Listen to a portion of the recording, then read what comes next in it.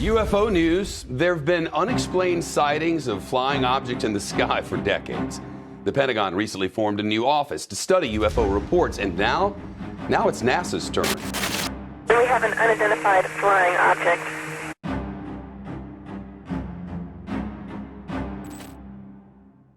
We're at a disadvantage here in studying this subject because we are dealing with a structure of secrecy that has a lot of cards. The stuff that NASA has released or talked about, astronauts have seen stuff following the space station or capsules or whatever. I think they're observing us.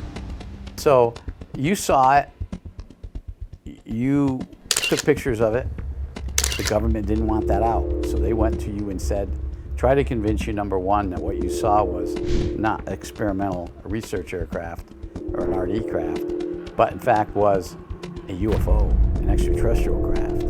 And we want to investigate this. I don't believe that Edgar did. I sat down in his home and I was dying to know what he knew. I was begging with him. And he said, no, as far as I know, none of my friends have had encounters in space. And I said, what about James McDivitt? He goes, well, actually, yeah, there. And Gordon Cooper said there's rumors circulating about me seeing UFOs in space, but I didn't. He goes, I did see a UFO when I was piloting a jet in Germany and tried to chase it. And we did have a UFO that landed at Edwards Air Force Base, which I saw the film footage of. He didn't film it. One of these DSP satellites tracked, its sensors read an object that came to it within a 3-kilometer distance in space. That's reach out and touch someone distance.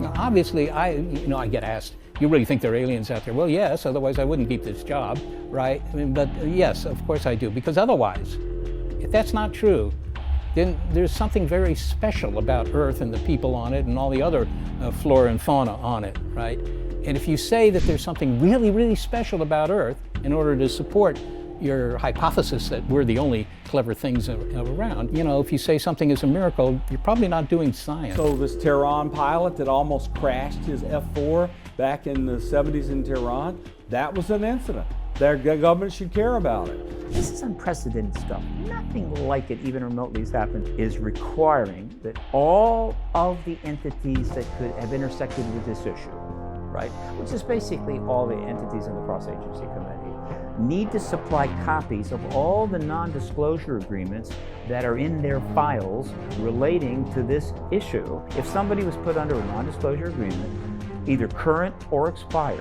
they want a copy of that agreement.